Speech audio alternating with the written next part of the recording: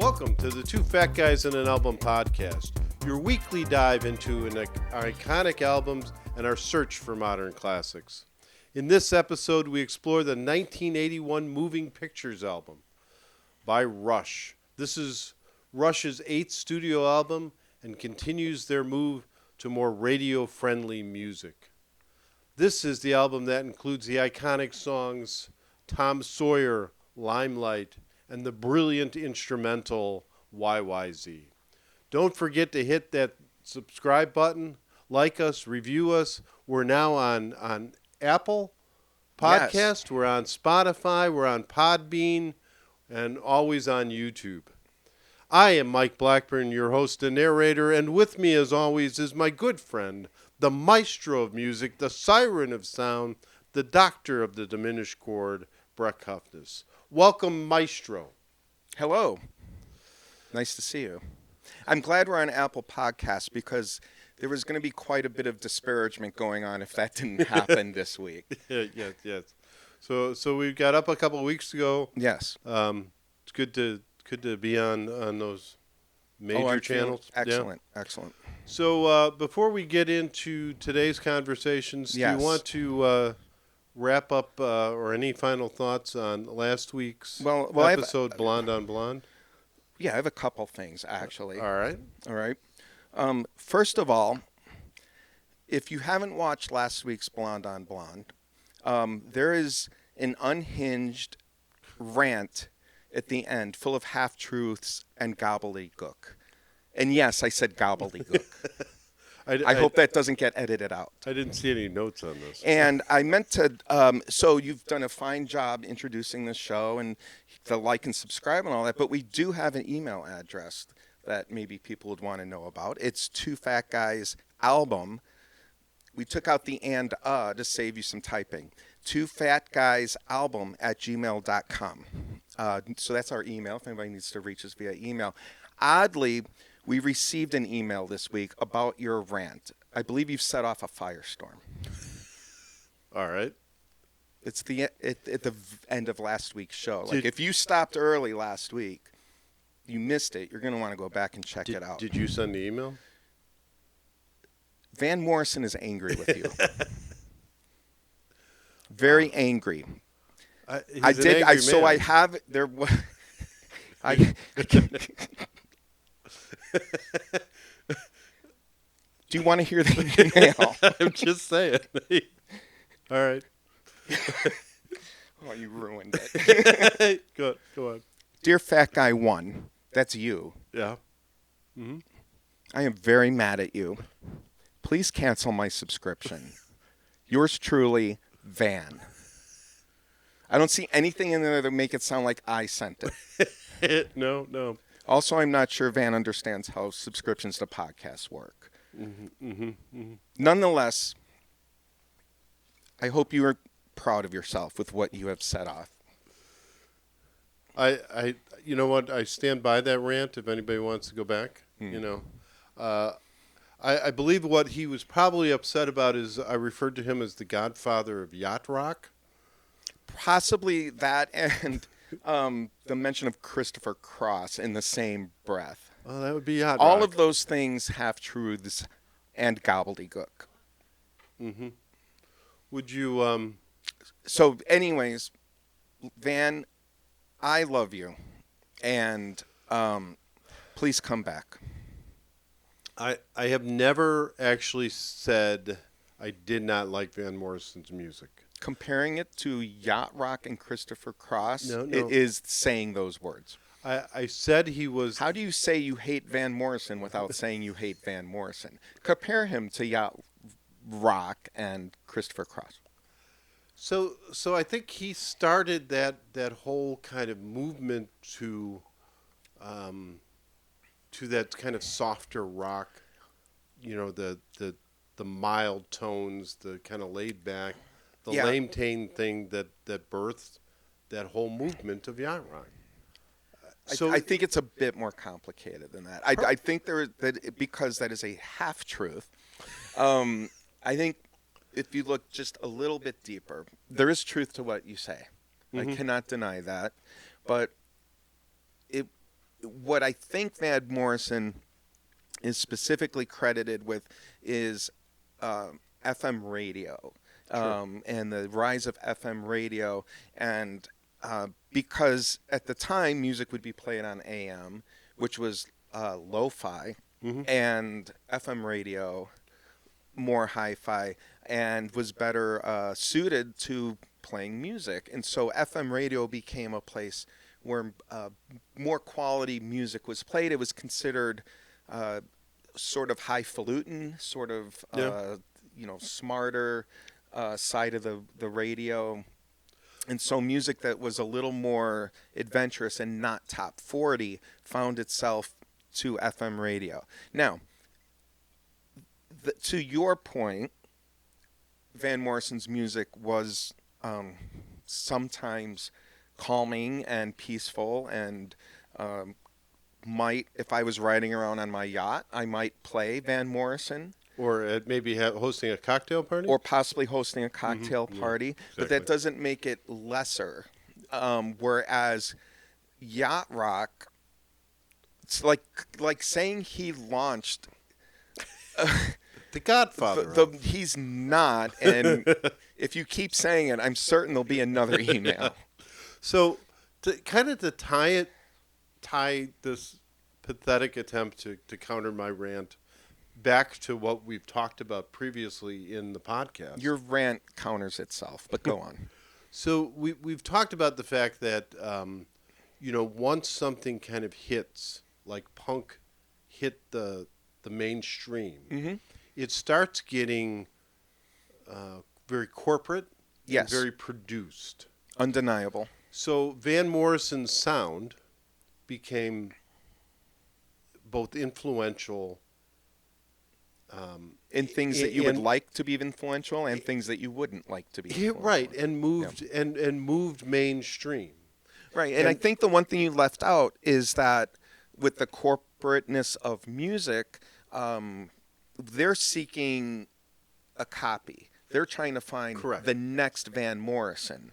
They're trying to find someone that sounds like him. They're trying to imitate that sound. And so when everybody and whatever anybody comes out and has success, well, then they want to capitalize on that success with another band that's similar or music that's similar. So they copy or create similar music. Is that what you're saying? Yes.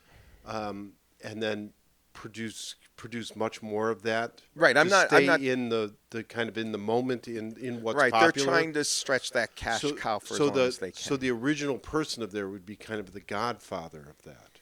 Let's move on. No, it's not. All right. So any other final thoughts on Blonde on Blonde? I thought you took philosophy. How do you make these leaps and sleep at night? Trust me, we'll be back there in a moment. I have something. Okay, so last week we had a bit of a discussion about visions of Johanna / Johanna. Johanna? Right. Okay, go on. And I had said it was Johanna, Jahana, and you had said it was Johanna, Joh. And I was... You were right about that. In fairness, Bob Dylan mumbles when he sings. Sure. I don't know if you've noticed that. So do I, if you listen to other episodes of this podcast. This is true. Go on. But having said that, I am finding myself $1 for egregious factual error on the show. And this can be put towards production costs, or I would say buy yourself a cup of coffee. Chauncey can grab that. There you go. And... apparently it goes to the production guy? That's what I said. It go for production costs. Egregious factual error on air, finding myself $1. Can we call that the Blink 182 fine from episode I don't 3? know. I don't feel bad about that one so much. It was just my elderly brain getting tangled up. I was certain. I was like, I was certain that this is how you spell Johanna. All right, so there's a difference. I appreciate that. What did you call what? So every now and then you throw in the Brek music designation of, and is it like it's really good but not perfect? Is that what we're going with? Has good qualities but flawed. I'm fine with that. I'm comfortable with that. All right. So then I think the last thing I just wanted to wrap up on Bob Dylan that we didn't really have time for, because he's such a huge figure in music, is when he turned 80 a few years back, two different magazines, Variety and Rolling Stone, both released their versions of 80 best cover songs of Bob Dylan.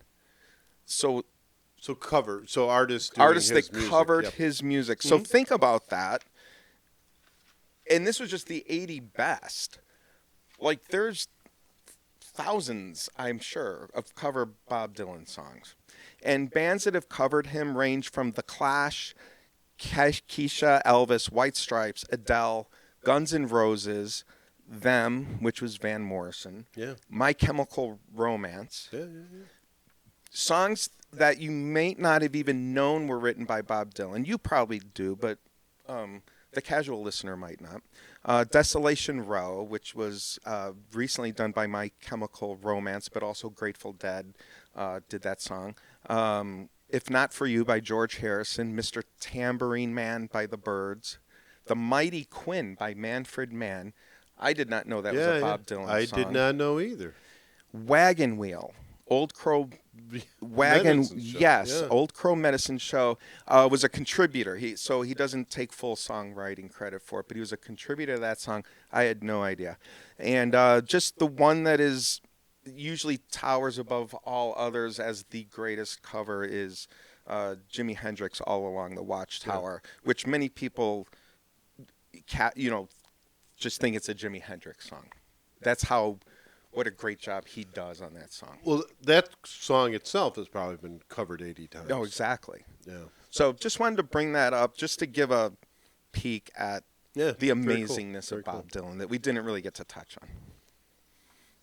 So we sort of started on the kind of the genre thing with your ramblings about Van Morrison and yacht rock, but to kind of bring this back to the band we're talking about today, I had hypothesized once that punk was actually a reaction to this highly commercialized, tame music. Where did you get this lame tame from? Did you invent that, or?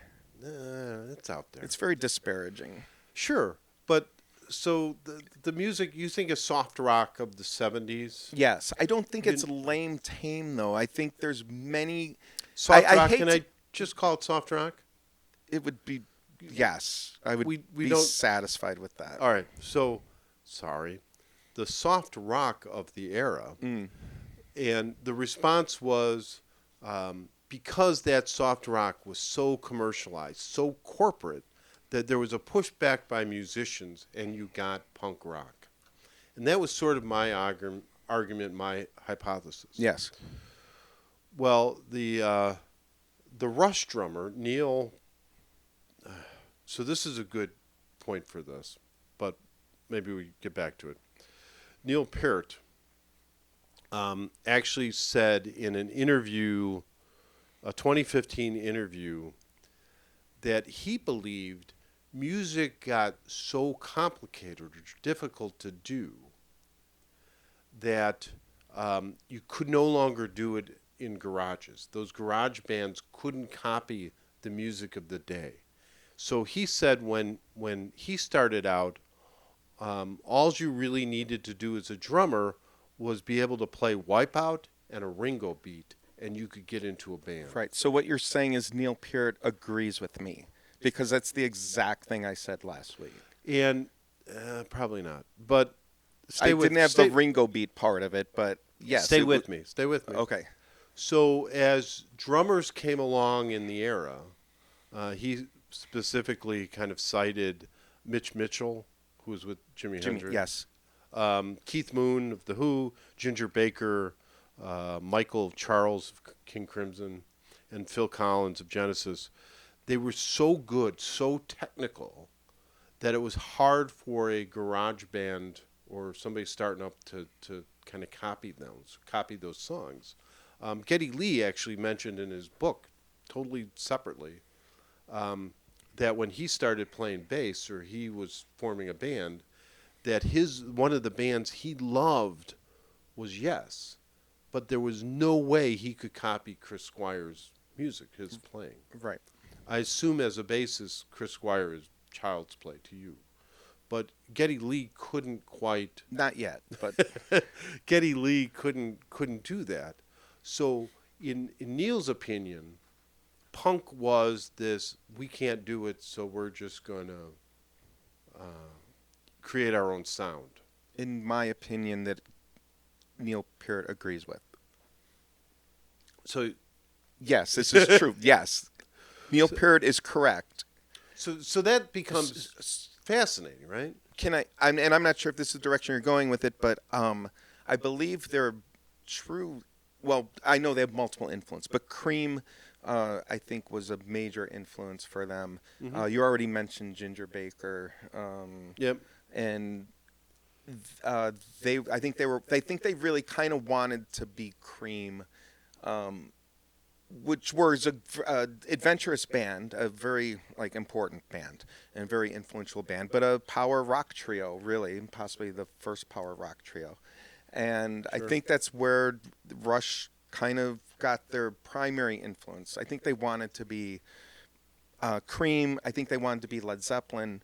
When they started off, their first couple albums, if we're not getting too ahead of ourselves, are sort of simpler and in that metal rock-ish sort of category. And then I think they were inspired by the Prog-ROCK. They were inspired by Genesis, and they were inspired by Chris Squire and all that. And so they're the weird thing is he says these things, and I imagine he probably now could play Chris Squire, but at the time when they were young, they couldn't. Yeah. And Well, he did. Yeah. Because he played with them, I think, in the Rock and Roll Hall of Fame. Okay. Yeah. Sure. Yeah, he was on stage with them. And Yes. he said he was actually nervous doing that. I because they can were imagine. playing with his idols. Yeah, kind you're of. playing with your heroes. But where I was going more is so this is a conversation of where punk came from, because punk influenced so much of the music that we love of the 80s because it evolved, right? So we talk about a lot of post-punk bands already on this show, right? And so post-punk is now you're starting to elevate that garage band sound kind of into more refined music. Right. And I think, okay, I'm not sure, again, the question is where did punk came from? I think we've decided it's the New York Dolls. And then who influenced the New York Dolls? The Rolling Stones, the Stooges, Chuck Berry, Velvet Underground, the Ronettes, Little Richard. That's where punk came from. Sure. Okay. So the second part, moving... right? The second part of your comment, and I think it's relevant to this album because I think it's a position that I'm going to take once we start talking about the legacy of this album. Is I probably have comments going in this direction, where basically when you have a genre of music that has climaxed in some way, it becomes whatever it is, the most punkiness it could possibly be. And over time it evolves and it's you stretch that rubber band, it's more punk, it's punk, and then it's progressed as much as it can. And then it has to turn into something else. It evolves. And you can evolve in two directions. You can be more punk or less punk. Mm-hmm. And more punk, as we talked about, might be the Dead Kennedys. Sure. Or, your punk metal or whatever. That's, to me, that's more punk. You're taking the harshest elements of punk and bringing those out and becoming more intense and more angry or whatever you want to call it. Or you could become less punk. And that's your pop punk, right? Where you become a little more refined, maybe a little more lyrical, maybe a little more produced. But they're both. But that's the fork in the road. You have a genre of music. It's gone for as long as it possibly can, and then it has to become something else. And there's basically only two directions you can go, more or less. Yeah. No, so that all makes sense, surprisingly. But what I found it interesting about the hypothesis I had made that punk was a response to soft rock, Which we've already disproven, but you keep... Well, Neal Peart thinks you're wrong. Let's put it that way. so Neal is implying that it's a response to progressive rock. Not Prog implying, rock. he's saying it. Me and him. So- Neal and I agree that punk is a response to progressive rock. I was just pointing out the two different streets that we were coming down, right? Yeah. And One of them bumpier than the other. and it's a decent conversation to have leading into the album we're going to talk about today, because as punk was okay, if we're going to go with just Neal's interpretation of this, since he's the artist, right? And mine. Just going to give it to Neal. If we're going to go down that path, then this album is also sort of a response to progressive rock as well, or at least the as progressive rock kind of draws to an end and something new is replacing it in popularity. So is that your opinion?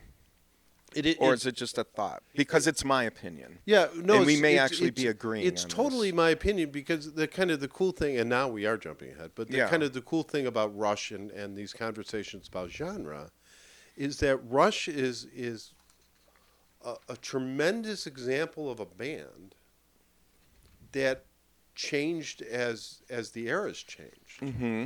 You know, some of these bands got caught up in the prog rock movement and died. You know, King Crimson kind of vanished for years until they were able to change their sound.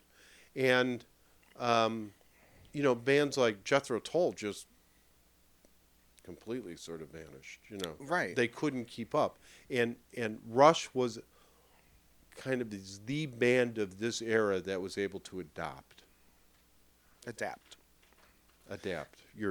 So I have I'm not giving you $1. Adapt. Yeah. I could go on about this if you like. Yeah, I mean, I don't... Because we're in agreement, and I think it's a really interesting point. I think it's one of the more interesting points in discussing Rush. So I think we should maybe save it for the next... Okay. The next segment. Foreshadowing. That question has been posed, and we'll return to it, I hope. So I think this is now the time that we're ready to drop the needle on side one. Hit it. Ladies and gentlemen, let's get ready to rock. In the red corner, an album that needs no introduction. Coming in at 379 on the Rolling Stone 500 Greatest Albums of All Time. This 1981 release reached number 3 in both America and the UK. This quintuple platinum prog rock masterpiece was written and performed by Canadian Hall of Famers Rush. Each member a virtuoso in their own right. This is Moving Pictures. And in the blue corner, two fat guys. This is Two Fat Guys and an album. So the album today is Moving Pictures by Rush. As we do in each show, before we actually dive into the album itself, we talk about the band. So, Maestro, why don't you tell me a little bit about Rush? Well, Rush is one of my favorites, well known for their prog rockness. I think there's actually 3 eras of Rush, which we sort of hinted on in the the first side. This is the first side. I thought this is a second side. This is just the intro. That was just the intro. Now we're on side There's one. no... We dropped the needle on side one. Okay, I'm going to have to wrap my brain around that. I see where you're going with it, but I don't... Stay Why with isn't that side 1 and this is side 2? Because that's just the introduction. That's like we're opening the cover of the album. We're looking at the liner notes. I see. Now we're on side one. So Rush formed in 1968, and as I may have said, I think their first three albums were their first album for sure, the Rush album, sounds nothing like their later albums. I think there's almost a pre-Rush, Rush, and post-Rush era to this band. Well, there wasn't always the same trio. Right. The first album had a different drummer on it. Which is pretty significant considering the second How important drummer. the second drummer was. Right. The second drummer is not just the Rock and Roll Hall of Famer, but was also their lyricist and everything. Yeah. Right. So the entire trajectory of the band changed when they found Neal Peart. Who are the three?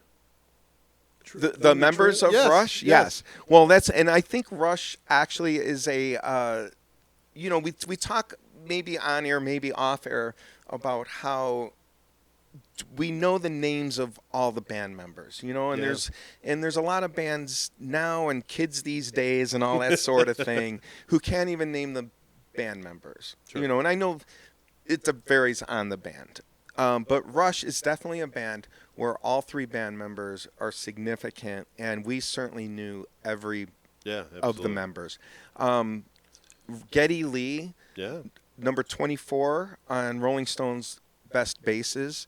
Alex Lifeson, criminally at 58 on Best Guitarists.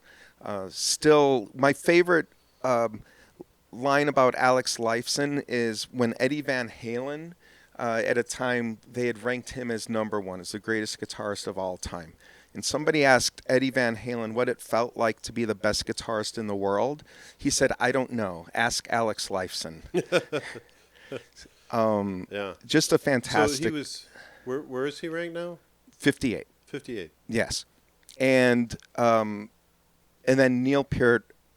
Rolling Stone has him at 4, but you can certainly make an argument that he could even be higher than that. Where is Neal? I've got Neal Peart at 4 at Rolling Stone. So but it's interesting. There's other sources that have him ranked higher. Yes. Well, Drumeo has him. Where does Drumeo have them? 2. Yeah, and the thing about Drumeo that's interesting is they're drummers. Right. Right. So now you're asking not a bunch of journalists and say music historians where they belong, but I think when you're talking to Drumeo, you're asking who do these drummers think is the best drummer of all time. And Drumeo's, by the way, if you're not familiar with it, a really great YouTube channel. Lots of drum content. This is not an ad for Drumeo, but you're free to watch them after you watch our podcast or listen to it. But it's very drum-focused. They only have Buddy Rich ahead of Neal Peart in the rankings. So I'm okay with that. And they have him ahead of John Bonham. But there's certainly a lot of drummers and great drummers. So there's another magazine type of listing by Consequence. Yes, and that also has him, Neal, listed as 2, I believe. Third. Yes, behind. So their top 3 are John Bonham, Buddy Rich, Neal Peart, and those I'm not going to quibble. You could put those 3 in any order you like. I'm not going to quibble. Unless you're over it. Rolling Stone. And then Buddy Rich falls off the top 10. Right, he's at 15 with Rolling Stone. Yeah. Again, maybe the difference between journalists and musicians and how they perceive it. Because interestingly enough, so Rolling Stone has Neal at 4, 1 through 5, let's say, are John Bonham, who's also ranked number 1 by Consequence. Fair. And is 3 on Drumeo. Fair. All right. Keith Moon is their number 2 drummer. Fair. Is not even on Drumeo's top 10. That is interesting because I think Keith Moon deserves higher ranking. And then on Consequence, he's down in 7th position. Right. Ginger Baker then comes in 3 for Rolling Stone, Probably overrated in my opinion, but It doesn't appear on the top 10 of either of the other lists we're talking about, and Right. then you hit Neal Peart. right. And I think Ginger Baker, again, this is sort of the ongoing discussion about history versus skill. You know, Ginger Baker being probably one of the first hard, rock drummers, yeah. hard rock drummers, and so being an influence on Keith Moon, being an influence on John Bonham, being an influence on Neal Peart. So Ginger Baker certainly deserves that importance, but I don't know that I would put him ahead of those players. Right, and you got Buddy Rich very high on the other two kind of lists. Right. And down at 15. And you say, well, okay, maybe they're not crediting like the old-timey musicians. Right. You know, but Gene Krupa's ahead of him on their list. Which is interesting, and I love both. And these are jazz drummers, by the Jazz, way, for yeah, those who but- might not be Sure, familiar. I love Gene Krupa, but I think Buddy Rich, from a skill standpoint, was insane. Yeah. I think most drummers would look at Buddy Rich as having more skill than Gene Krupa. And I'm not sure if he pops up on any of the lists, but I mean, my dad had a lot of old jazz LPs that I kind of got into listening to, and so Buddy Rich, I think, was fun to listen to.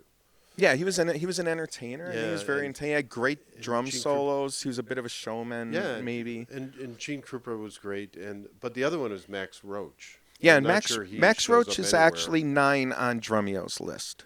Oh, all right. Yeah, and Max Roach is a very, very serious drummer. Right, all three of them, I would say.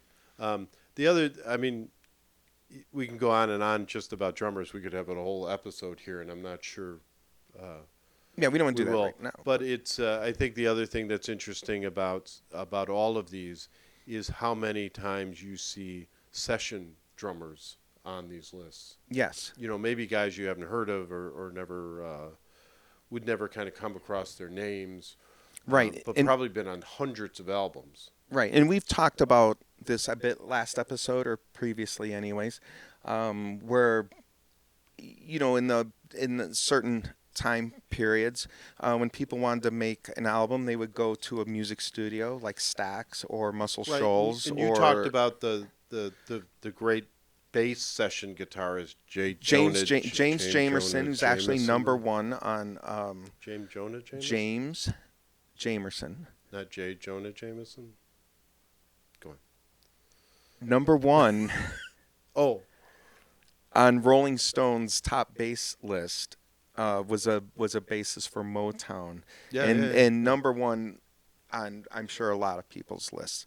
So he was a session musician who appeared on all I think it was 64 number one hits. that's amazing. You could go to if we extend this not only to drums or to bass, Hal Blaine is 5th on drums on Rolling Stones, and he was in L.A. He was a member of the Wrecking Crew.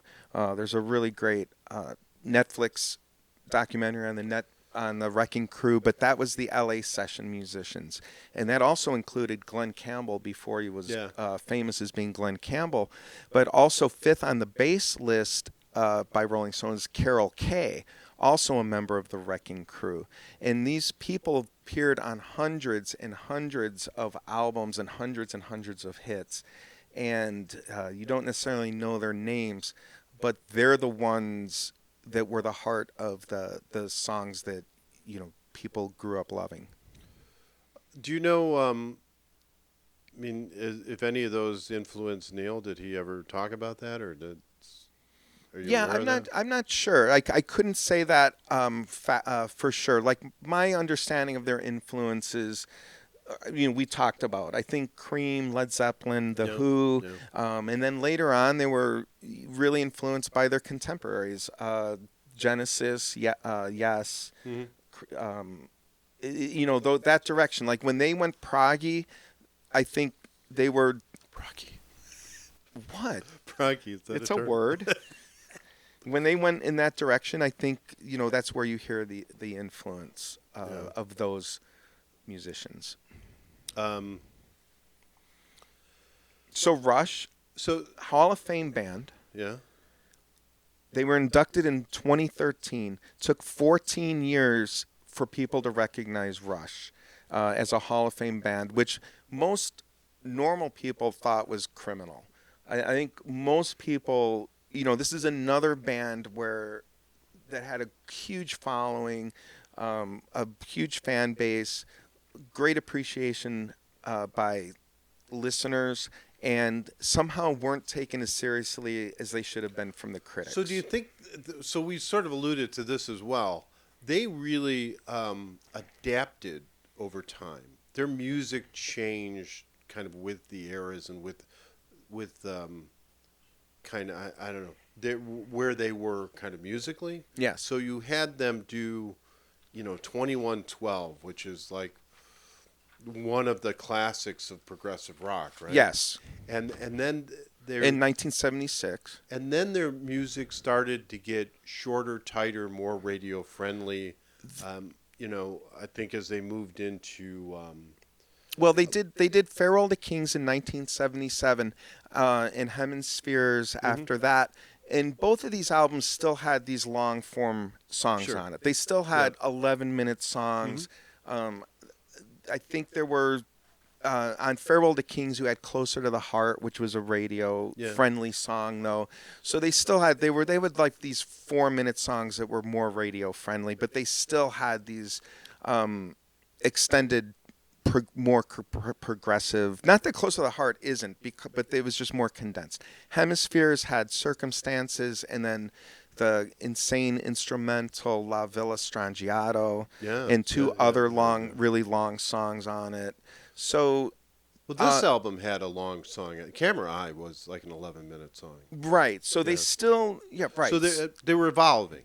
They were including music that could be more popular, that could be put on the radio, but they still, to me, held true to their desire to make great long-form music as well. So I guess it's a similar, it's a great author dabbling in both short stories and novels. Yeah, but they changed again after this album. Well, then right, and that's where I start thinking it's post-Rush. For me, so the synth years, the synth years, right? Permanent Waves started. The synths came in a little bit. That wasn't with that album, and then still synth on the album we're speaking of today, Moving Pictures, and then Signals after that also. Started moving more into that synth music. So they were evolving into that. And I'll just say for myself, the golden age of Rush ended after Signals, and I'm only generously including Signals in that. For me personally, and why would you take one of the great guitar players of all time and decide to feature synths?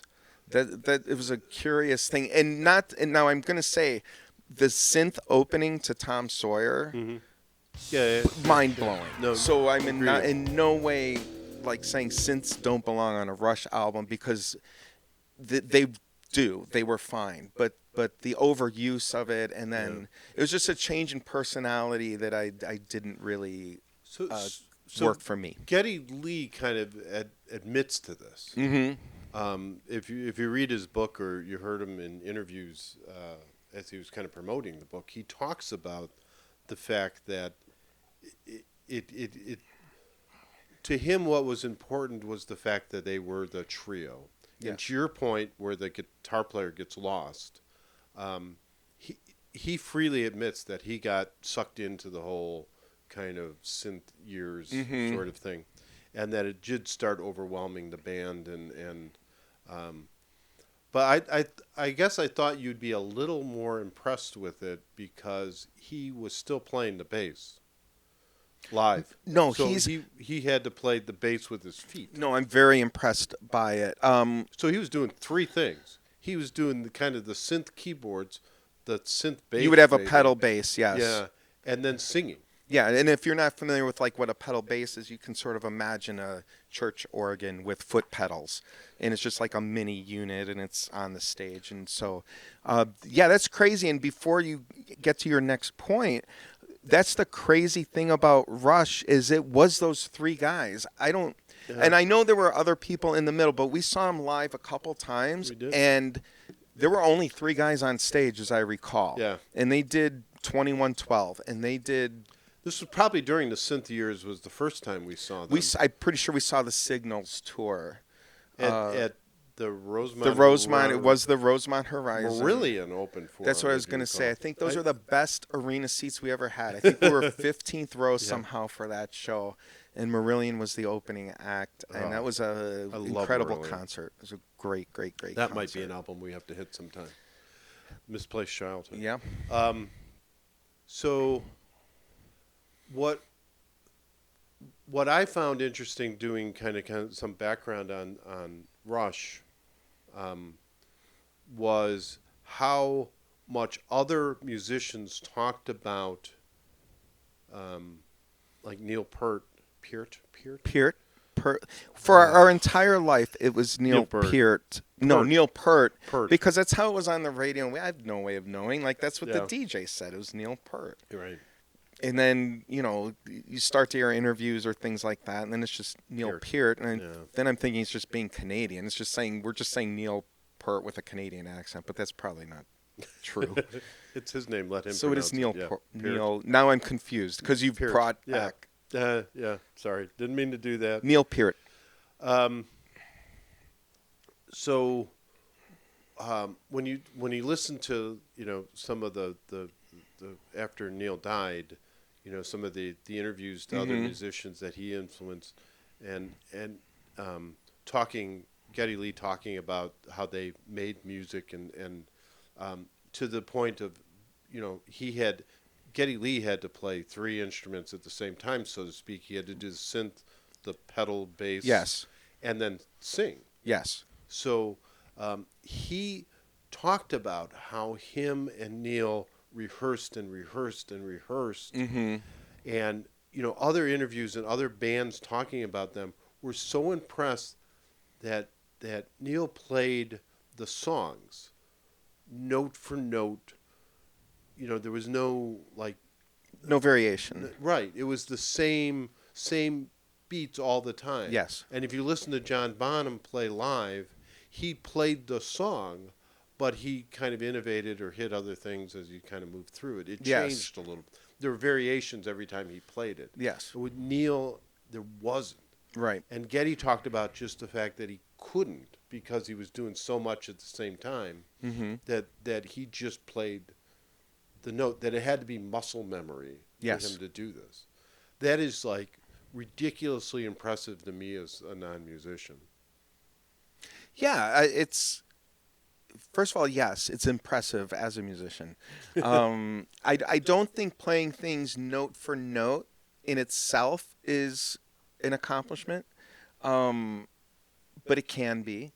It depends if you're intent. Like if John Bonham is allowing himself to improvise a little bit, or doesn't just feel the need to play note for note at any given moment. Were those mistakes, or was he intending to do that? It's kind of a thing. Like, was John Bonham up there playing and, I did something a little different from the record? Was it a mistake, or was he just playing the song, But the muscle memory that you speak of is real. Singing and playing bass is, for me, impossible. I've actually tried it. I'm trying to do it. And I'm literally at the point where I'm trying to play a song that I know really well and sing Mary Had a Little Lamb along with it. And in my mind, and I'm not an accomplished bass player. I know you try to throw that in. Yeah. It is not one of the instruments that I play, but it's one I'm working on. It's an instrument I take seriously and I'm trying to get better at. But when you're playing bass, if you're playing anything of significance, you're playing moving bass lines. You're not, you could just be going boom, boom, boom, boom, boom, boom. And then I could probably sing Mary Had a Little Lamb and do that at the same time. But if you're playing bass lines of interest, they're melodic. It's like having a song going on in your head and then trying to sing another song. It's like if you want to experience that as a non-musician, think of a song that you know. Think of a song that you know extremely well, that you're super comfortable with, and just think of that song in your head, and then sing another song at the same time, and that gives you an idea of what he's actually doing. But there is something, I don't know how deep in the woods you want to get at, but no, this wasn't exactly where I thought you were going to go with it, because your background is really more in classical right musician. So you play the so you're flute or whatever. So I why is that disparaging? Also, I'm not. I just you said meant play, it disparaging. Everybody knows it's disparaging. All right. So, there might be flute players out there listening to us. I'm hoping one of them is the lead guy for Jethro Tull. Okay. Ian Anderson? Ian Anderson, thank you. Yeah. So I guess, if you're sitting first chair on the fiddle in a classical band. A violin. Yeah, if you improvise, you're probably not the first chair anymore. No, there's no improvisation allowed at all. So that's kind of where I thought you were going to take that, is that, from a classical background, what it is muscle memory, and it is playing note well, for note. From a classical, I mean, again, you're actually dipping into a whole nother thing, because there's reading music. Sure. So if I'm playing as a classical musician, I'm reading music and I haven't memorized it. Okay, I've practiced it quite a bit. I've developed muscle memory to some degree on it, but I personally am always reading. I don't have it memorized note for note. The more I practice it, the more I can anticipate what's coming up. And yes, there's muscle memory. If you're talking about, so the way that Geddy Lee has to do this to bring it all back around, because he's not reading music, he's memorized it, which is a whole different thing. Okay, so he's not reading the music, he's memorized the music, but it's what you call chunking. He's if you were saying the word album, if I was telling you, if you were in kindergarten and you were learning to say the word album, the first thing you would have to do is identify all the letters, A-L-B-U-M. Then you'd have to know how those letters sounded, and then you'd have to put it into, album, you would all these little individual things. And eventually, as you become better at reading, album becomes one thing. Sure. Okay, so that's the educational idea of that is chunking. So what Geddy Lee's doing is taking all these intricate things. And by the way, just playing bass without singing and without doing foot pedals involves chunking 5, 6, 7 different things. Okay, so now you're adding 7 things, then you're adding words and lyrics and singing with emotion, and then you're adding, so he's essentially learning to chunk 15 things, let's say. And it's all highly choreographed, and if you change one thing, it throws everything out of whack, because it's no longer the chunk. And I think, and I don't have confirmation of this, but I would think of it as like, you remember John Lester, the pitcher for the Cubs in the in the World Series years, where he could not throw a ball to first base. Right. He could pitch like a maniac. He was the best pitcher on the team, I believe, or close to it at the time. But if you bunted a ball, he could not throw it to first base, and he actually mostly would run it over or underhanded or something like that. And that's because he had refined his pitching motion to the degree that he couldn't throw it any other way. Yeah. And I think that's the same thing that's going on with Geddy Lee. Is I think he could only do it that way because he had chunked all this information into one thing, and if you changed even the slightest thing, it'd be a house of cards. It would all fold up. Well, this is a show about an album. We should probably get. Yeah, we should probably talk. Hey, talk you asked me the question. No, it's great discussion, but we probably should get to the actual album itself. Yeah. Couple of monster songs came out of this. I mentioned a couple of them in the intro. You got Tom Sawyer on here. You got Limelight on here. You got what has. Tom Sawyer is one of those that comes on. You got to listen to it, and we all do the air drums. Yes. At the same time. Yeah, for sure. It's the most air drum song ever.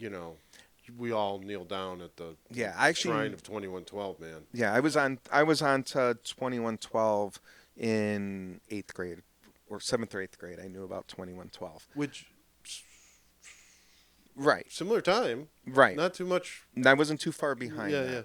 So, but definitely Tom Sawyer was something different and explosive. It was. And then they changed. And then as the synth years were kind of concluding, you had, them go back to that 3-piece band sound. Right. The which by then I again. had lost interest. Yeah. They got very, right. Yeah. So you could see how they I see what you're saying. To the Hall of Fame. But they still had a body of work that was Hall of Fame worthy. If they had not released another album, say after Signals, they were a Hall of Fame band. So you're picking on my one-sidedness. What else so you have is on side two? You have the Camera Eye on side 2, which is more of a long form song. 11 minutes. It's 2 parts about New York and London, hustle and bustle. I don't know that there's anything life-changing about it or anything, but it's excellent. It's really great. You have Witch Hunt on which came after that. That's a song that could be been written today about vigilantism and mob mentality and foreigners and things. You could literally, if you listen to that album, it is just as true to, or that song fits today just as well as it did back then. Yeah. Really great song. I always liked it. It is. And then Vital Signs, which had their first sort of reggae influence, which I think went to, it also, along with the synth years, they also continued that reggae influence a bit more. And it was about individually and non-conforming and conforming and pressure of being different and things like that. That was a song that I didn't listen to very much at the time. Right. Now is something that I do think, and the point you're making about its kind of relevance today as it was at the time it was put out. Yeah. I think is very fair. So let's kind of bring this home a little bit. We have some criteria here. We always talk about the kind of the great album, perfect album sort of world. Right. Great album, perfect world? Where do you find? Landmark album, is that what we're looking at? Oh, yeah. Landmark album? Good point. Well, I think it's a landmark album in that, again, it closed, to me, it kind of closed the prog rock era. The whole era or? The era. In this, and it's, I'm going to make that argument. But no, I'm going to make. I throw out the same stuff. Right. Yeah. I'm going to, if you allow me. All right. And I agree. And we're going to talk in broad terms here. So it won't be too hard to poke a hole in the argument. But when you comment on this in the comments, it's at Maestro. Yeah. No. Feel free. I'm ready. I'll take it on. All right. So the next. So this was, I think even Rush would agree that this was their pinnacle album. This was, they were at the height of their creativity. It was the height of their possible radio friendliness and all. They considered it the height of their 80s music. Signals came after that.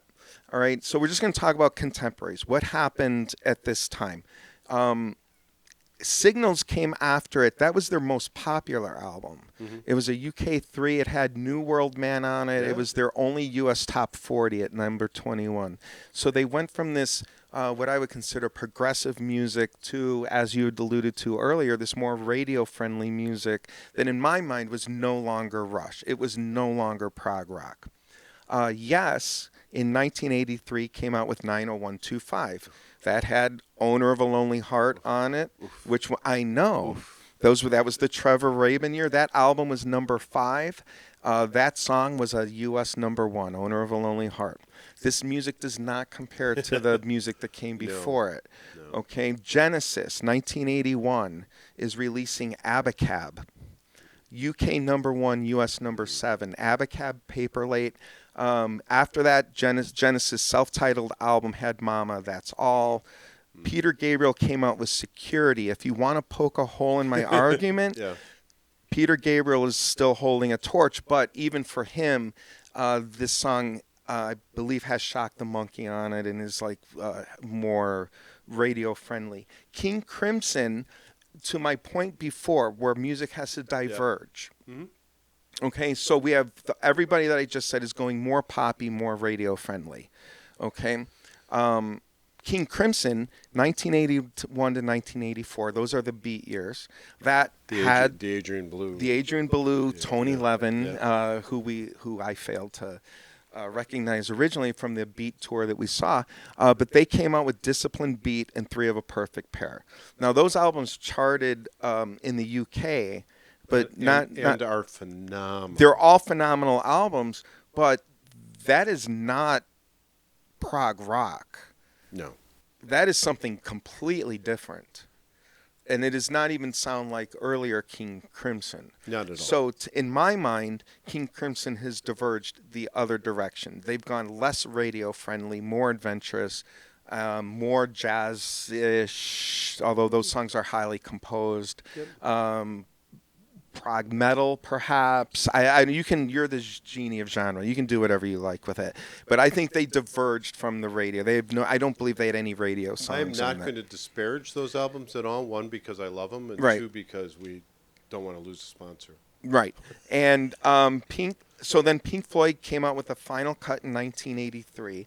That was the last full Pink Floyd album. I don't know that's a solid. First of all, I think that's one of the most underrated albums of all time. Agree. I love that album. So Pink Floyd was still in 1983 trying to make that. Yep. That was a prog album, in my opinion. But so that's my argument that Moving Pictures was the end of an era, not only for Rush but for progressive music in general, and that from that album on, it either became more adventurous, and then you had albums like. Not albums, but bands. So then who was, the legacy of Rush? Now you're starting to get into bands like Primus, who actually, their first album has YYZ pattern on it. Like the first song on their first album has the YYZ quotation in it. So we know who influenced them. Bands like Dream Theater, Tool, Liquid Tension Experiment, Periphery. These are all very, very progressive bands, but they're like more progressive metal. Right. Well, and so again, it's another genre of music. So that's as far as that goes. So okay. So it's a landmark album. I think it's a landmark album. I also think it's a perfect album, although Limelight and Tom Sawyer, like I said, overshine the whole thing. But if I take the time to listen to the whole thing straight through, there just takes that idea of, is this album a perfect straight through? A perfect album is no skips. No skips. I agree with you. Yeah, Tom Sawyer, whatever, and for me, right. YYZ. But those are songs I just would like to have on repeat occasionally. Exactly. But it is an album you can put on and you don't have to skip anything. Right. Nothing's bad on that album. Right. Nothing's cringy, if that's a that's what I'm getting at, and I may be too liberal with my perfect albumness. Yeah. I kind of accept that, because when I was listening to it, if I had it on an album, I'm not getting up to do anything. But on CD, I might skip over Red Barchetta to get to YYZ or Limelight. But really, I love Red Barchetta, and I love the entire album. It is, it was worth turning over. I will give you that. Okay, let's take a break and hear something from some sponsors. This is Diane Blackburn, realtor with Baird & Warner and proud sponsor of this podcast. Pride myself in being committed to serve as a trusted real estate advisor for all my clients. Whether you're looking to sell, buy, rent, or lease, feel free to reach out and let's chat about how we can work together to make it happen. If you're watching, scan the QR code for my website or give me a call at 630-638-1999. See you on the flip side. Are you someone who needs help with their Instagram or TikTok? Well, you're in luck. LR Media is here to help. Email me at laurarose2003@aol.com to get started. Let's make your social media shine. All right, we flipped this over to side 2. and this is where we talk a little bit about what we're listening to, some of the new music that might be coming out, maybe some concerts we're seeing or looking forward to. So, I don't know, where you want to start? New music? Well, I don't. Yeah, maybe. No, I actually have a lot of old music today. Let me just say, if you haven't noticed yet, we're wearing the DePaul T-shirt, the Demon Dogs DePaul T-shirt. Yep. DePaul has broken a 2-year streak of non-conference wins. Has not won a game wins. of conference Conference wins. wins, Has not yeah. won a game in the conference for 2 years. DePaul basketball is back. Probably, and we record this on a little bit of a delay, so they probably have 4 or 5 more wins now by the time we get to this. But in honor of their first conference win in 2 years, Chicago 2 album from 1970 is what I'm listening to. Nice. And that's got great songs on it, 25 or 6 to 4. It's got 2 other hits. And what I actually wanted to ask you is, I love this album. It'll be up for discussion whether it's a landmark or blah, blah, blah in the future. But would this be the type of album that's worth a deep dive to you? Does this album Chicago 2? Yeah, well, It's got 25 or 6 to 4 plus 2 other hits. It's a 1970 album. And without tipping it off, I'm just going to say I think it is. But I'm curious what you think. I figured at some point during the show, a Chicago album would come up, and probably a good one, and it would either come up in our normal do, or if we ever do specials on live, because I know they have some live stuff that's very good too. Yes. So I figured we'd eventually be hitting a Chicago album, mostly because I think of how influential they were in their whole sound. Right. It's bringing in so many. If you like horns, who doesn't? You're talking to a guy who likes horns a lot. Yeah, I would assume some of that comes from listening to Chicago. A lot of it does. So we don't have to dive any deeper into that. Maybe the listeners might throw something in the comments about this as well. But it came up in my mind that in honor of DePaul being back, I had to mention this album, and then also bring up the idea of possibly would this fit as a album, and I think it does. Okay. Speaking of listeners, one of our listeners suggested the new John Anderson album, John Anderson of Yes, and said that it was I don't want to misquote him, but as good as anything Yes has done in the past 30 years. Say the most Yes-like album in years, and so I gave it a spin, and it's really good. Yeah, he's sounding. It's if you like Yes, I think you would like to listen to this album. It sounds like Yes. So just because he's singing it, or no, music? everything about it sounds like Yes. Well, what's the name of this album? The album is True. It's a 2024 album by John Anderson, and the name of his band is the band Geeks, which I also love. John Anderson and the band Geeks, and it definitely sounds like Yes.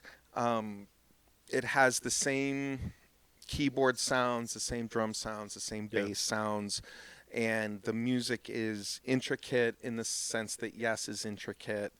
The only thing is his voice, it's been a while, so it doesn't pack the same power and clarity as it used to, but it still sounds wonderful. He's not 25. Yeah, he still sounds great. If you like Yes, I would say listen to this album. You'd probably like it a lot. I don't even want to guess how old he is. Elderly. I think that would hit home a little bit. Yeah. Well, very cool. Yeah. So I'm as I sat down to kind of notate what I was listening to, I recognized that I've not now gotten completely obsessed with Car Seat Headrest, and I've been listening to that live album over and over. I really think that's a phenomenal band that's coming up. July 26th, they are at the Salt Shed in Chicago. I'm going. You in, you out? I'm in. All right. I'm in. They're also May 15th in Salt Lake City at Kilby Block Party with New Order, Beach House, and Weezer. Couldn't you have a block party and invite those bands to play? Wow. Wow, that's throwing a little bit of shade on. Well, what if you just asked the neighbors to kick in $10 each? Holy cow. I don't see the... Again, emails addressed to @Maestro with the email address he gave you. Two Fat Guys album at gmail.com. Yeah. But no, I think Car Seat Headrest has a really good sound. I'm looking forward to seeing them and diving more into their music myself. I'll just mention one more kind of thing that popped up in kind of my new music feed. There's a guy by the name of Crig Johnson, out of England, I believe. He is of the band Autobahn, but this is his solo project, and he has a new album coming out. To me, it appears to be lo-fi. I sent it to you to see if you I listened to it. Did you mention the name of his band the title of his what's his name he's going under for this? Crig? Yeah, something like that. Crig. Okay. I'm going to pronounce it Crig. No, I think you're right. But he released a new song off of what's going to be an upcoming album. But the new song is, let me get the title right, You Want to Be Buried in a Cardboard Box. Holy cow, is this a cool song. Yeah, I like it a lot. I listened to it and really like it. So I mean, the lyrics are disturbing, but it's basically, if you want to be buried in a cardboard box, that's too far for me. I think speaking to his wife, it sounds like. Yeah, right? Yeah, his girlfriend, wife, Yeah. friend, something. That he wants to be buried in a strong wooden box. That's how, like, kings are buried. They're buried in, yes, he strong wanted box. to be buried, like, in a gold sarcophagus or something. Yeah, But yeah, nothing yeah. rhymes with sarcophagus, so he went the other way. But that's the impression I got from this song. So I found the song, love the song. Snuffleupagus. Yeah, it's something like that. Yeah, it's great. I would say go look it up. But the review then opened a whole nother can of worms for me. No pun intended for the worms from the song. Right. But the review stated it was a kitschy Bontempi sound. Mm-hmm. Bontempi. Right. So, well, you'd said he's got a lo-fi sound to Yeah. it, and I agree, he does. And the In the solo project. Yes. The band is way different. Right. Yeah. But we're talking about this. So, yes, it does have a lo-fi sound. And when I was listening, and I'll get to your question, but when I was listening to it, it made me wonder, how you see actresses go out and their hair's all messed up, but it took them like 2 hours to look that way? Uh-oh. I'm just curious if that's what this album is all about, or this song is all about. Like, how much effort did it take to sound lo-fi, or is it just actually lo-fi? So that's just my thought listening to it. Very cynical of you. It's not cynical. It's realistic. So Bontempi is an instrument brand. And it's a brand of instruments, and probably, I don't know even know if they're still around, but they used to make these like chord organs, which I actually used to have as a kid. And you'd be a keyboard, and you could play a keyboard, and you would just press a button, and it would create a harmony. Like you would press C, and it would make a C major chord, or you'd press A minor. You just press one button, and so the left hand would just be pressing a single button, while you would have a normal keyboard on the side. And these were not expensive instruments. They didn't, they had a bit of an organ sound. So Bontempi kind of is known for making inexpensive instruments. So this review is really kind of feeding the lo-fi Yes. or Yeah, low for sure. That's what they're. inexpen- yeah, Yes, that's for sure what Okay. they're All right, saying. makes sense. Yeah. So so it definitely has a lo-fi sound to it. It sounds like, again, you bought a $200 Casio keyboard and turned on picked out a cool sounding drum beat from it and sang and play along with it. And I don't know if it would almost be cooler if that's what he did, but it could also be like $1,000 of instruments Effects to make it sound that way. All right. Well, again, that's Craig Johnson from Autobahn, his new project, Crig, and the song is "You Want to Be Buried in a Cardboard Box." I absolutely love the song. Yeah. Give it a listen.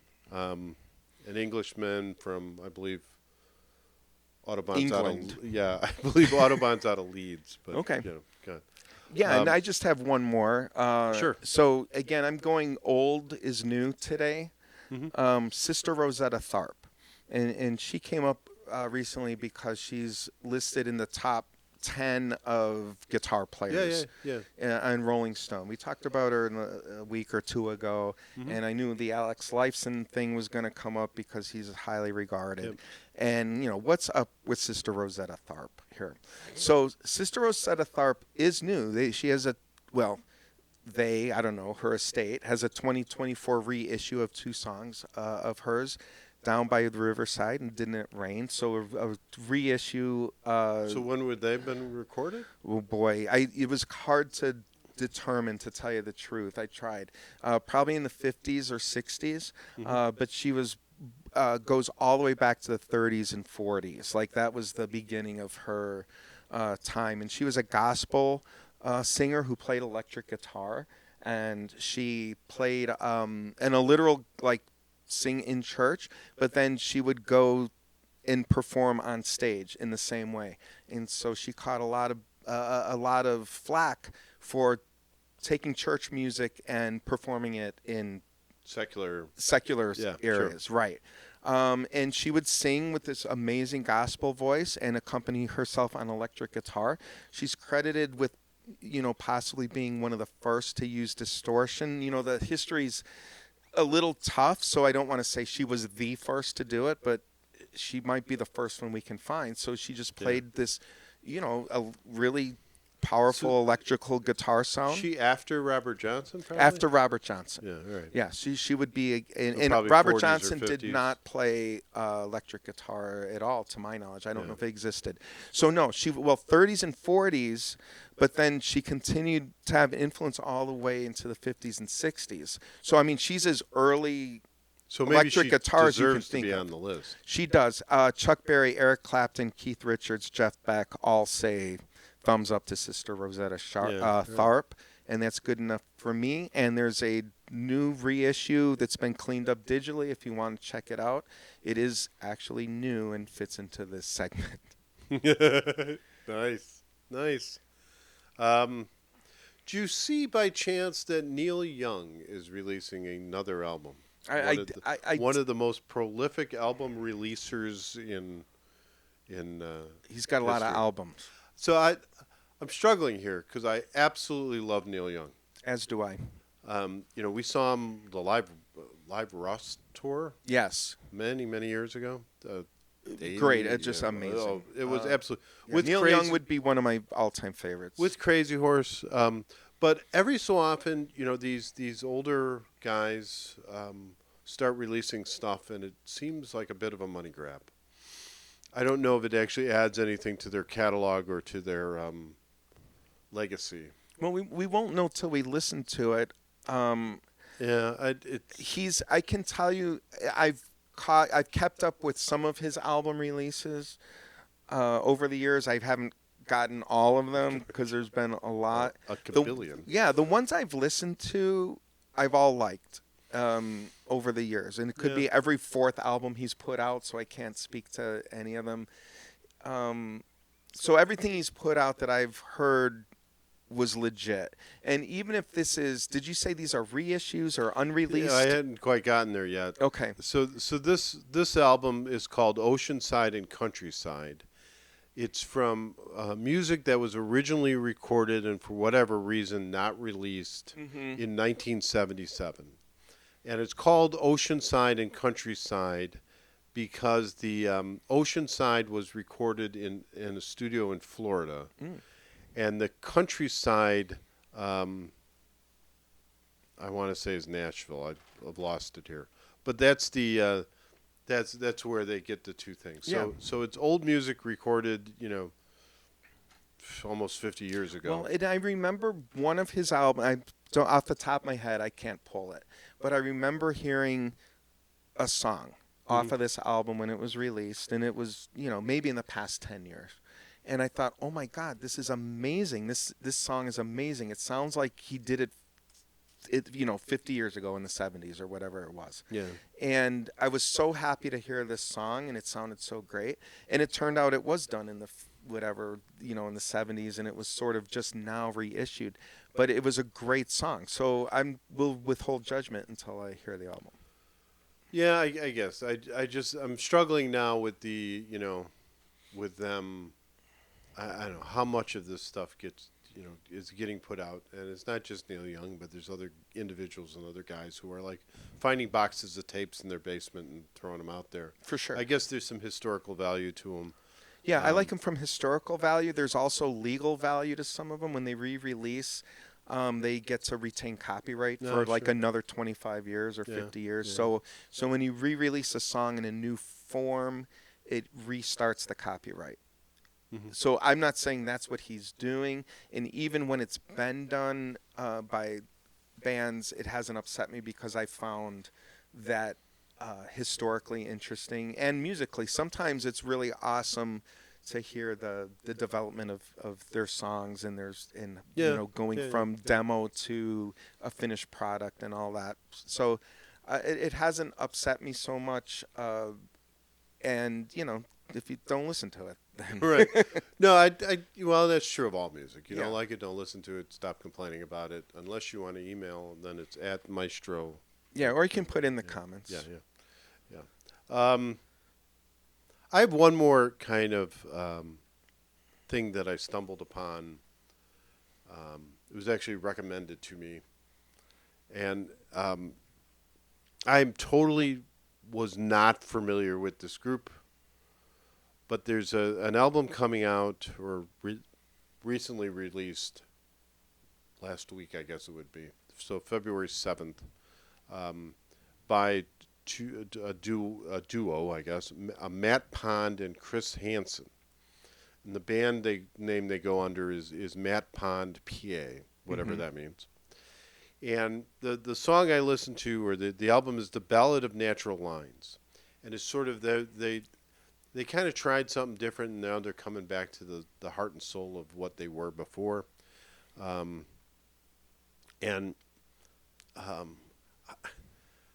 It is extremely like chill music.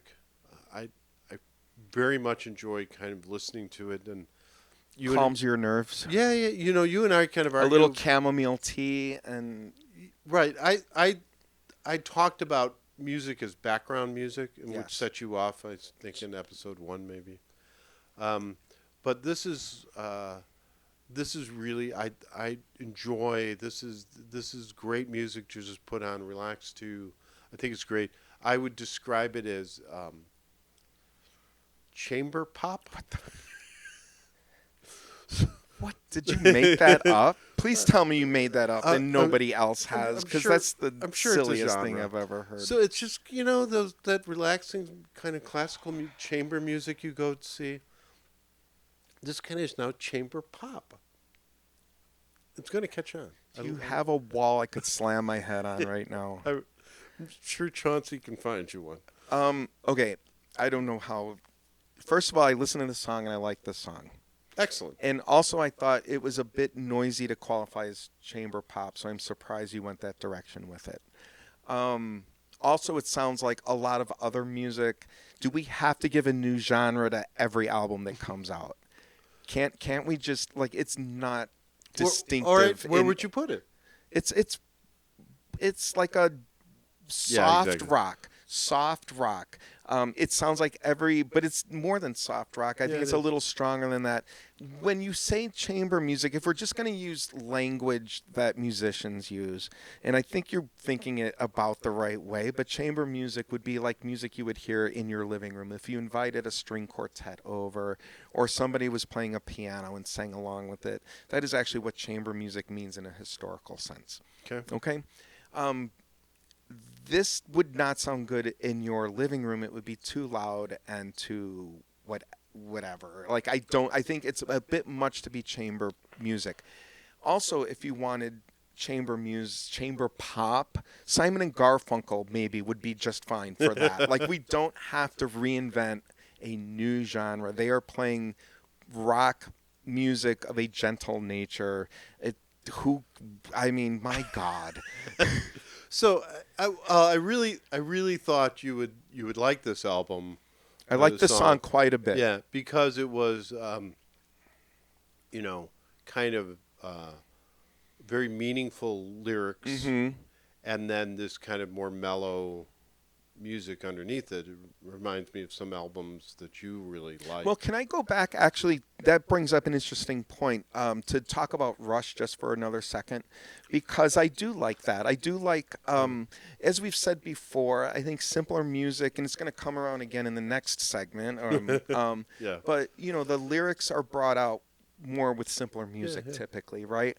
I think that's generally true. Rush, on the other hand, manages to have really complicated music and really thoughtful lyrics and complicated lyrics, and it works both ways. Probably rank that album very high then.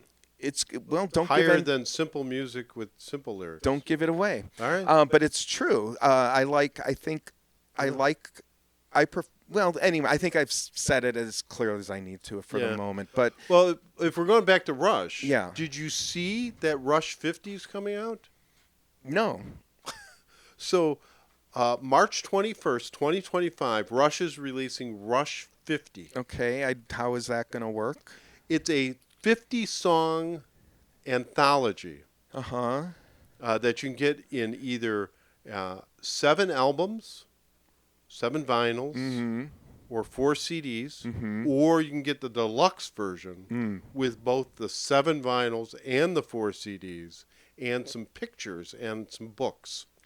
So it's probably like $49.95. So there's the super deluxe, which is the 7 and the 4. Okay. Is going to retail for $375. Nope. Then the if you just want the 7 LPs, it's $250. Nope. First of all, I already have the 7 LPs. Right. But if you want, they might be a little scratchy. If you want the 4 CDs, it's $100. Okay. What is cool? I mean, I think this is really expensive and ridiculous. But if you're a huge Rush fan, I'm sure go get it. I actually might get a Rush 50 T-shirt. It's cheaper than buying the whole set. It is, and they're pretty cool, and I like my rock T-shirts. Right. But what is cool is that they mixed in with those studio songs are live versions, starting basically from the time that they were released. So like the earliest ones on here is live versions of Before and After from 1974. Be interesting. It would be interesting. And then, of course, I'm sure it'll be streaming also. Probably. But like the live versions here are the 1981 from 1981. So it would be the tour to support moving pictures. So they have Limelight, Vitals, Signs, and YYZ live. Yeah. Which I think would be pretty cool to see. So, I mean, if they're different versions, they already exist live. So there's a lot of them are kind of the studio recordings, and then there's some of these live ones. And yes, you're right. Yeah.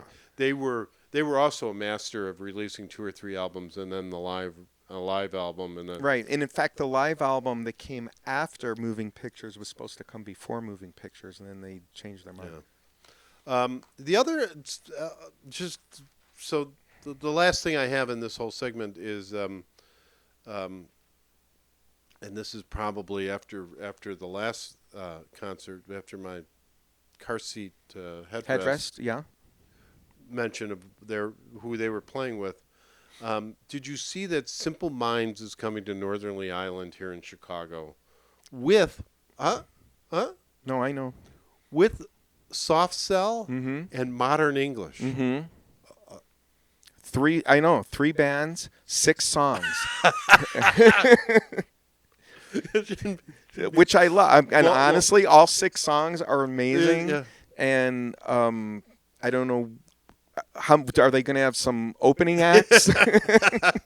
Take longer to change the bands than it would be to play the songs. Right. I mean, that's why I'm on it. I'd go. Okay, I'm a glutton for punishment. And, paying a full concert ticket to see 2 songs that we like is... just. Maybe we should price those out. I'm not saying no. Yeah. Yeah, but yes. You got I'll Melt With You and yeah, Tainted one of my Love, favorites. both on the same stage. Fantastic. Yeah. All right. Well, maybe we should switch this over to side 3 now. Sounds good. After these. Do you want me to read an ad? Oh, yeah. That'd be good. After this live read. 2 Fat Guys in an Album is sponsored by Deeper Connections Counseling, helping people connect to themselves, the people they love, and the world around them through individual and couples therapy. For Illinois residents, both in person and online. More information at dcctherapy.com. And I've said this before on the show, but I'm as I've sort of aged, and as the world seems to have gotten more complicated, I'm a big fan of mental health, and I think we should all have somebody to talk to, both about stresses you're going through, and relationship issues that may come from those. A lot going on in the world. Yes. It's getting more harder to live in every day, and so I would absolutely recommend talking to somebody, and these are marvelous people. Deeper Connections Counseling. Yeah. Complete professional. This episode of 2 Fat Guys in an Album is brought to you by Smidge Films. If you're looking to bring your ideas to life with some cool cinematic work, Smidge Films has you covered. From brand stories to promos, we'll help you tell your story in a way that really sticks. Check us out and see what we can do for you. So this is a segment called Beyond Classic Rock, where we share some music that maybe not falls in the category of classic rock or but it's worth You know how you laughed at me for trying to explain this before, and then I believe it's on a tag at the end. I think it's like an outtake of you mocking me. Oh yeah. This would go on the outtake, except it's not. All right. So each week we take turns, like we do with the album. We take turns switching back and forth. Somebody picking some music to listen to, or an album to listen to that we've enjoyed. So this was my week to pick, and I picked the band Bronze Radio Returns, and the album is Old Time Speaker from 2009. It was described in the review as like listening to old bluesmen on your iPod Touch. I used to love when I got my iPod Touch, Yeah. It was sorcery. It was witchcraft. I did not Absolutely. understand how this worked. Absolutely. It was, it was like carrying around all your milk cartons back in the day in one place, right?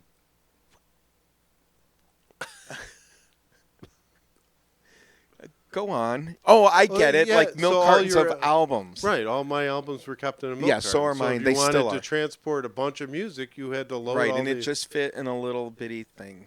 And you feel sorry for DJs back then? Who had to literally carry Carry all their- their milk yeah. cartons around. That's true. I see. Yeah, got it. All right, good. So I adored this album. It's everything I love about kind of the music of that lo-fi sound that you're going to argue about. No. The genius kind of behind this band is Chris Henderson. He's the lead singer, the songwriter, the guitarist. He claims to be influenced by Ben Harper. Yes. Yeah, Blues Ben man? Harper. No, not really. I wouldn't call him a blues man. What would you He played piano. I mean, I'm not going to be able to pull his songs. like? Reggae, folk?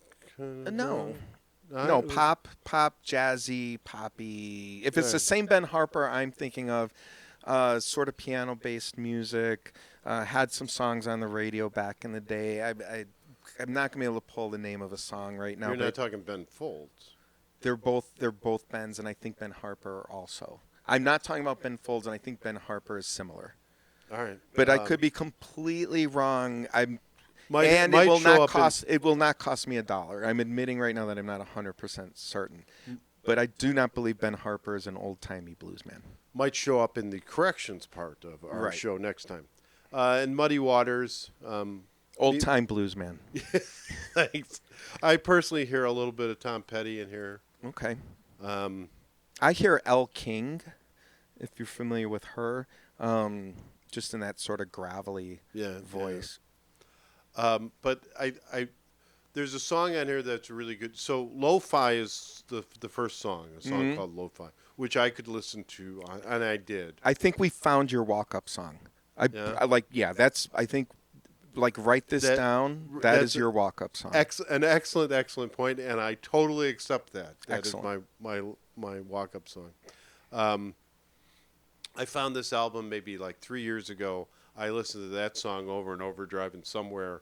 I enjoyed lots of other songs on this album. There's a song called Worth Wandering that, honest to God, you could pick up and drop it into a Mumford & Sons album and you wouldn't know. Yeah, there's a little Mumford & Sons in there. You wouldn't know the I difference. hear that. So I will call this one of my flying albums. So professionally, I fly all the time. I'm on an airplane every week. And so I have certain albums that I put on when I fly.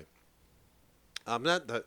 So not a playlist. You're listening to an entire album? I am. Okay, so I'm curious where okay, good, go on. So I like having an album because it's kind of similar style, I'm not going to be surprised by somebody screaming out at me. I'm for somebody who flies all the time and has for years, I'm not the best flyer. Right. I don't like taking off still. Should we Maybe I need to talk to somebody. Should we rename the cocktail music flying albums? Maybe. And would Moondance be a good flying album for you? Probably. This is one of them. Stone Roses by Stone Roses is another one. Yeah, we'll get to that one eventually. Yeah, we will. They're just solid albums all the way through. Mm-hmm. I thoroughly enjoy this album. I'm fascinated to hear what you thought of it because I'm assuming you weren't familiar with this. I was not familiar with it until you told me about it. I'm not poo-pooing the genre lo-fi. First of all, I recognize it. I acknowledge its existence. It has a right to exist. It's just, how is this lo-fi? I'm just thinking deeper about it. Yeah. To me, music, the genre is related to what does the music sound like. Mm-hmm. And as we've talked about before, lo-fi can mean a lot of different things. It said, apologize for being Captain Obvious here, but lo-fi does reference low fidelity, whereas hi-fi is high fidelity, and where you're trying to, hi-fi is trying to have the most accurate reproduction of music, whereas lo-fi is not. It's not accurate. It could be flawed, for a better word. Sort of like maybe wearing torn jeans. But it's intentionally, well, not necessarily intentionally. As we said before, lo-fi music existed before because it could only be lo-fi. Right. And I think that's what he references in this album a bit. It's got some nostalgia to it. Your lo-fi walk-up song in particular is referencing, music with imperfections, scratchy records, stuff like that. And actually, Play It On Me is the other song that I like on this, just about the nostalgia of old music and listening to it on vinyl and listening to it, whatever it was. But my favorite lyric from Play It On Me was the second half of this record is scratched, but it still plays because it has memories attached. I really like that lyric. And I think that, that sort of summarizes his feeling on what the mood of at least these songs are. I don't think the whole album really isn't lo-fi. I don't think the album itself is lo-fi. Fair. But it it's nostalgic and it romanticizes lo-fi music from back in the day. So this was produced by the same guy who does Ben Folds 5 and Bruce Hornsby, and you can kind of hear that in there. Okay, yeah. know. Bruce Hornsby, just as an aside, if you ever want to listen to some new Bruce Hornsby, he's playing. Is there new Bruce Hornsby? Yeah. Really? Well, I don't know how new, but he does not do pop music or rock music anymore. He does really serious classical music, new, modern, weird-sounding classical music. That he wrote? Yeah, Really? he's gone completely into this sort of piano art music, for lack of a better word. It sounds really, it's modern classical music, for lack of a better word. I'm pop? sure when you listen to it, you'll have a genre for it. All right. So maybe check it out. Let me know what you think. I'll But report back. But I would just call it, it's strange, odd, modern classical music. I guess my aside from this, so the band once again is called Bronze Radio Return. Mm-hmm. They are, in my humble opinion, the most commercial band, as opposed to like commercially successful band. Yes. They're the most commercial band. You're going to have to explain that. I don't have it. You have probably heard them 1,000 times in your life and not even know. Oh, like they've been on commercials? Right. They have like 60 credited songs to different events. Like TV shows? And they were in. They were the background music behind like a Nissan commercial, a Starbucks commercial. Oh, wow. They were on the soundtrack to St. Vincent. They are the music behind one of the PGA FedEx Cup Really? music. I did not know that. Yeah. They're probably the wealthiest band you've never heard of. I mean, it's ridiculous. It's like Taco Bell, 90210. They were in the background of that series. New Amsterdam, a more modern show. Blue Moon Brewing Company. They were the background for. Yeah, exactly. Never, ever. And even when I listened to the album, I didn't have the feeling that I had heard them before, quite honestly. Your mother's probably heard them because they were on an Olive Garden commercial. Well, just because she goes to Olive Garden doesn't mean she knows all the commercials. How about she'd really like them because they're affiliated She might. with. Yeah, she would. But I mean, World Cup with Coca-Cola. It's unbelievable. So, like I said, the most commercially successful commercial band. Good for them. Yeah, exactly. They have over 60 Wikipedia entries for commercial credits. Can we get their manager? Right, exactly. Yeah. It is, go big or go home, right? Yeah, You're gonna sell out completely. I am fully in support of musicians getting paid. No, me too. And actually, when you listen to the music, you could hear where it kind of, would kind of fit into that kind of thing. So, yeah, you got a good thing, roll with it. But that's super impressive to me. Yeah. You can be on the Coca-Cola, the Starbucks, the PGA, and Victoria's Secret fashion shows, all with the same band. So, amazing. Absolutely amazing. So I think that brings us to side 4.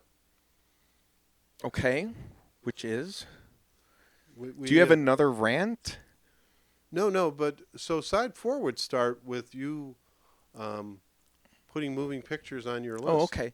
Did you want to? Do we rate our Beyond Classic rock albums? Is this a perfect album? I know it's not going to be a landmark album, but is it a perfect album? Is it a? No, I enjoy the album all the way through. I don't know why necessarily. I mean, I don't think it's a big enough album to. Well, it's not a landmark album for right. sure. But is it perfect in the sense that you like every song on it? And an album doesn't have to be good, as I've said before. Like, we should have a designation for, hey, this has 5 good songs on it. It's a really good album. This album is worth listening to. This album is not a landmark. It's not perfect, but it's I like the music a lot, and it's worth listening to. I don't need to ever skip a song on this. I could put it on. Mm-hmm. Flying. I've done that a lot. Mm-hmm. I've used it as beer garden music, sitting out, having a couple pops, listening to this thing all the way through. You don't have to skip anything or change anything. So if that's all and I know it's my category, but it is perfect. I don't think there's a song you need to skip on there. All right. That's all I need to hear. All right. So let's then drop the needle on side 4. Well, we're looking. Oh, was there an introduction to side 4? No, I was just. I think we start this by you kind of. Well, we listened to Moving Pictures. We did. Right, and I have a ranking of albums that is only my ranking. Correct. I don't claim it as your ranking or even the show's ranking. It's, right. No. Right. Sure. So this is only me. Yep. 100%. Where do I put it? Mm-hmm. And you have 6 albums. Yes, we have 6 albums. Yep. And this will get old once it gets really long, but my number 1 album remains Moondance. And then we have London Calling and Blonde on Blonde, which are all-time landmark albums. Yep. Okay. And then recently we talked about Brothers in Arms and Breakfast in America, which are modern, landmarks. And I put Moving Pictures right in the middle of those. From the old-timey landmark albums, I do put it ahead of Brothers in Arms. I put it ahead of Breakfast in America. And it would be behind London Calling and Blonde on Blonde. So it is 4th out of 6 currently in our rankings. Not our rankings. My rankings. Yeah. Other than I'm struggling with where I don't mind this being 4th on the list. I'm struggling with where you have, Moondance, but that's okay. Right. I vented myself last show. So I don't need to. We know about it. Go back, do that again.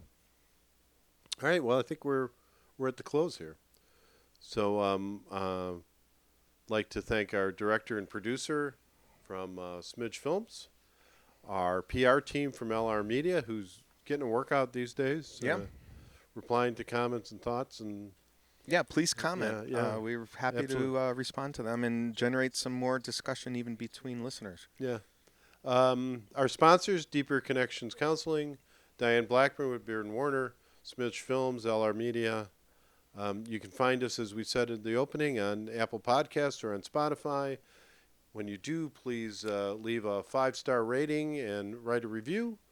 YouTube, you can like us and chat. Sorry, can I throw in iHeartRadio? Because that's actually where I found us first. Yeah, iHeartRadio, sure.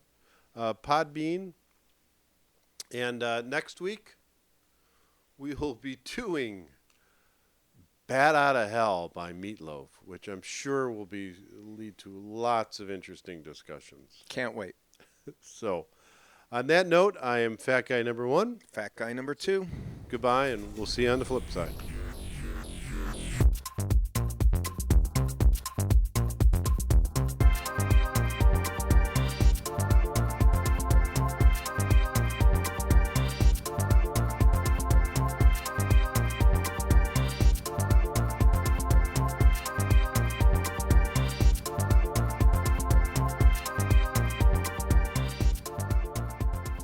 We're going to talk about Rush or the album, or both.